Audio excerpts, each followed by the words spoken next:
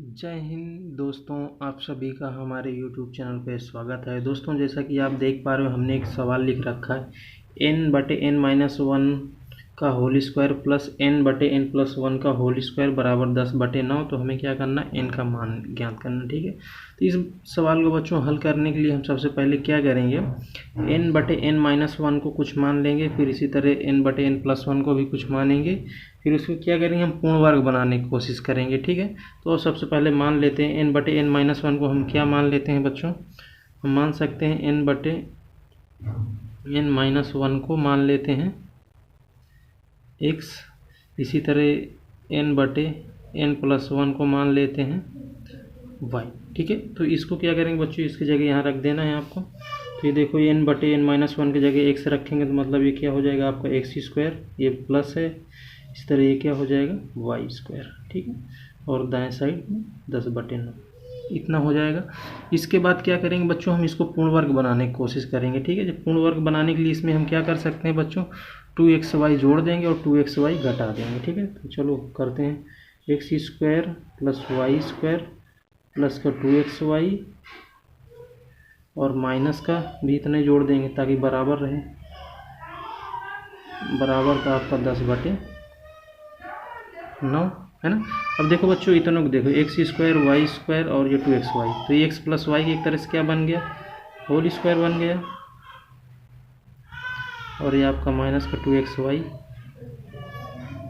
ऐसे लिखा है, ठीक है।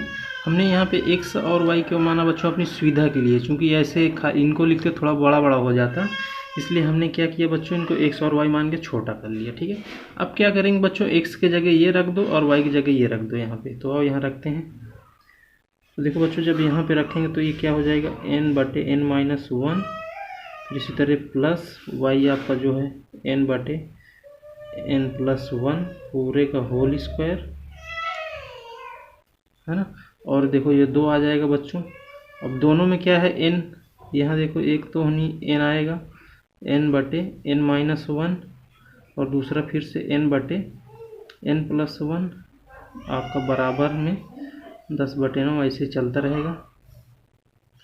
अब देखो बच्चों, अगर इसको आप हल करो थोड़ा, तो देखो इनमें क्या होगा, n एक तरह से यहाँ पे आप कॉमन कर सकते हैं, है ना। तो पूरा क्या हो जाएगा बच्चों, n² एक तरह से कॉमन हो जाएगा ऊपर से, और आपका ब्रैकेट में देखो क्या बच जाएगा यहाँ से, और 1/n-1 1/n+1, तो तिरछा गुणा हो जाएगा एक तरह से, यहाँ एक आ जाएगा n+1 और आ जाएगा n-1 बटे, नीचे आ जाएगा n-1 और n+1 और पूरे का होल स्क्वायर, ठीक है। इधर क्या आ जाएगा 2n² और नीचे देखो बच्चों n-1 n+1, ये क्या हो जाएगा n² - 1 बराबर का 10/9, है ना। तो यहाँ देखो बच्चों, यहाँ एक से एक क्या हो जाएगा, कट जाएगा, यानी 0 हो जाएगा, और अंदर क्या हो जाएगा 2n आ जाएगा, ये कितना हो जाएगा आपका 2n हो जाएगा। और देखो बच्चों नीचे n-1 n+1, ये क्या हो जाएगा n² - 1, तो देखो बच्चों पूरे का क्या है, ये वर्ग है, और ये 2n² बटे n² - 1 बराबर 10/9। अब देखो बच्चों, n² को हम क्या करेंगे, अंदर ले जाएंगे तो खाली n जाएगा, यानी कि जब खाली n जाएगा और n में गुणा होके क्या हो जाएगा n² हो जाएगा, तो n² को अंदर भेज देते हैं। तो देखो बच्चों, अब क्या हो जाएगा यहाँ पे 2, ये n² हो जाएगा बटे n² - 1 और पूरे का होल स्क्वायर, और यहाँ देखो बच्चों 2n² बटे n² - 1 बराबर 10/9। अब जैसा कि आप देख पा रहे हो बच्चों, यहाँ पे देखो 2n² बटे n² - 1 है, और अंदर भी ब्रैकेट में यहाँ पे 2 घात आ गई है बस। तो हम क्या करेंगे बच्चों, 2n² बटे n² - 1 को हम कुछ मान सकते हैं, तो उससे क्या होगा, एक द्विघात समीकरण बन जाएगा, तो जिसको हम आसानी से हल कर लेंगे। तो हम क्या करेंगे बच्चों, यहाँ पे मान लेंगे कि 2n² बटे n² - 1 बराबर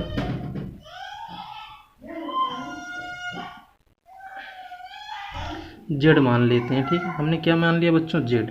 तो इसके जगह जेड रख देंगे तो ये क्या हो जाएगा आपका जेड स्क्वायर, और इसी तरह यहाँ पे इसको पूरे तो जेड ही माना तो ये जेड हो जाएगा, और बराबर में आपका 10/9 है ना। अब जैसे कि देख पा रहे हो बच्चों, अब जेड स्क्वायर माइनस जेड बराबर 10/9 हो गया। अब 9 को क्या करेंगे बच्चों, तिरछा गुणा कर दोगे, इधर आ जाएगा, तो यानी क्या हो जाएगा 9 जेड स्क्वायर माइनस 9 जेड बराबर का आपका 10। ठीक है, तो 10 को क्या करेंगे बच्चों, बाएं साइड में पक्षांतर कर लेंगे, ये हो जाएगा 9 जेड स्क्वायर माइनस 9 जेड, और इधर आएगा बच्चों माइनस का 10, और दाएं साइड में 0।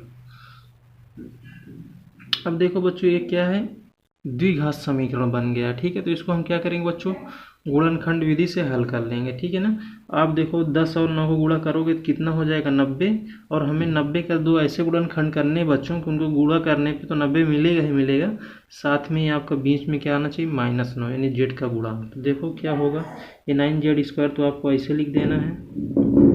अब देखो बच्चों 15 छक्के 90, यानी यहाँ पे क्या लिख सकते हैं 15 जेड, और प्लस का आपका 6 जेड, और माइनस का 10 बराबर में 0 है ना। अब देखो बच्चों 15 से अगर आप 6 घटा दोगे तो माइनस का 9 ही आएगा। अब देखो इन दोनों में से कॉमन कर लो, इसमें देखो बच्चों क्या कॉमन है, 3 जेड कॉमन हो जाएगा, तो यहाँ से 3 जेड जाएगा, 3 त्रिक कानून यानी 3 जेड और बच जाएगा, और यहाँ से 3 × 5 = 15 यानी माइनस का 5 आएगा। अब यहाँ से देखो बच्चों प्लस का 2 कॉमन होगा, तो यहाँ 3 जेड आ जाएगा, और ये माइनस का 5 है ना। अब देखो बच्चों ब्रैकेट कॉमन करेंगे, 3 जेड माइनस 5, एक ब्रैकेट में आ जाएगा 3 जेड प्लस का 2 बराबर का 0। अब इन दोनों को अलग अलग हल करेंगे। देखो बच्चों 3 जेड माइनस 5 बराबर एक तो 0 आ जाएगा ये, इसी तरह एक आ जाएगा 3 जेड प्लस 2 बराबर 0। तो यहाँ से देखो बच्चों जेड का मान क्या निकल जाएगा, एक तरह से इसमें से जेड बराबर कितना आएगा 5/3 आ जाएगा यहाँ से, है ना। और इसमें से देखो बच्चों जेड बराबर कितना आएगा, माइनस का 2/3 आ जाएगा, है ना। अब इन मानों को लेके क्या करेंगे बच्चों, हम जेड के जगह रखेंगे। जो हमने यहाँ पे देखो ये जेड मान रखा है ना बच्चों, उसके जगह बारी बारी से एक बार 5/3 रख देंगे, एक बार जेड बराबर -2/3। तो जो भी आएगा उसके बाद बच्चों वही अपना क्या हो जाएगा उत्तर। ठीक है ना, तो अब इन मानों को रखते हैं। देखो बच्चों सबसे पहले जेड बराबर हम कितना रखेंगे 5/3, तो और रख के देखते हैं। देखो बच्चों यहाँ पे हमने क्या माना था 2n² बटे n² -1। ठीक है, इसके जगह देखो बच्चों एक बार 5/3 रखेंगे, है ना, ये 5/3 रख दिए। इसी तरह जेड बराबर -2/3 रख देंगे। ठीक है, एक इधर रख लेते हैं 2n² बटे n² -1 बराबर -2/3। तो बच्चों अब इनको हल करेंगे, फिर से देखो द्विघात यहाँ आ गया है ना, तो फिर से और 2 हल इनके बनेंगे, यानी टोटल 4 हल आने वाले हैं, है ना। तो अब हल करते हैं अभी। अब देखो बच्चों यहाँ कुछ कट पीट तो रहा नहीं, सीधा क्या करना है आपको तिरछा गुणा करना है इस वाले में। 3 दूनी कितना हो जाएगा 6 n² बराबर, और n² -1 का गुणा इधर होगा यानी 5 n² माइनस का 5, है ना, ये इसका हो गया। इसी तरह सेम इसमें भी करेंगे बच्चों। देखो यहाँ 2 से 2 कट जाएगा, है ना, और ये 3 का गुणा इसमें होगा तो ये कितना आ जाएगा 3n² बराबर, और ये -1 है बच्चों, -1 का गुणा इसमें होगा तो क्या हो जाएगा -n², और ये प्लस का 1। अब देखो बच्चों 5n² इधर आएगा तो 6n² माइनस का 5n² बराबर में आपका माइनस का 5 आ जाएगा, है ना। और यहाँ पे देखो बच्चों 3n² है ही है, इधर से आएगा n², तो क्या हो जाएगा आपका प्लस में आ जाएगा, इधर 1 हो जाएगा। ये 6 से 5 गया तो कितना हो जाएगा, खाली n² आएगा, n² बराबर माइनस का 5 आएगा, है ना। और यहाँ देखो 3 1 4 हो जाएगा, 4n² बराबर 1। अब देखो बच्चों, यहाँ से अगर हम एन स्क्वायर को इस साइड ले जाएंगे तो अंडर रूट आएगा, और अंडर रूट के अंदर क्या आ जाएगा आपका, देखो एन बराबर प्लस माइनस, और अंडर रूट में क्या आ जाएगा बच्चों, माइनस का 5 आएगा। इसी तरह यहाँ से देखो बच्चों, एन स्क्वायर बराबर कितना मिल जाएगा आपको, 1/4। अब देखो बच्चों, ये -1 है ना, एक तरह से को 5 गुणे -1 लिख सकते हैं, ठीक है ना। तो एक चीज़ ये मालूम होना चाहिए बच्चों की, जो आई बराबर क्या होता है, आई स्क्वायर होता है, ये -1 होता है। क्या हो गया बच्चों, -1, एक काल्पनिक होता है। तो हम इसकी जगह क्या लिख देंगे, यहाँ एक तरह से -1 है, तो देखो बच्चों हमें क्या लिख देंगे, प्लस माइनस 5 आई स्क्वायर, ठीक है, माइनस ख़त्म हो जाएगा ऐसे। तो और यहाँ से देखो बच्चों, एन बराबर क्या आएगा आपका, प्लस माइनस 1/4 रूट के अंदर, है ना। तो यहाँ से देखो बच्चों, एन का मान क्या निकल जाएगा, एन बराबर एक बार आपको मिल जाएगा √5i, है ना, ये रूट के बाहर जाएगा आई, है ना, और एक दूसरा आपको मिल जाएगा माइनस का √5, ये माइनस नहीं रहेगा, 5i, है ना, यहाँ माइनस रहेगा, एक बाहर आएगा जो, ठीक। इस तरह यहाँ से देखो बच्चों, एन बराबर क्या मिलेगा, प्लस माइनस का 1/2। तो यहाँ से देखो बच्चों, एन बराबर क्या मिला, टोटल आपको क्या क्या मिल गया, एक तो मिला देखो बच्चों √5, और आई क्या है बच्चों, रूट के बाहर रहेगा।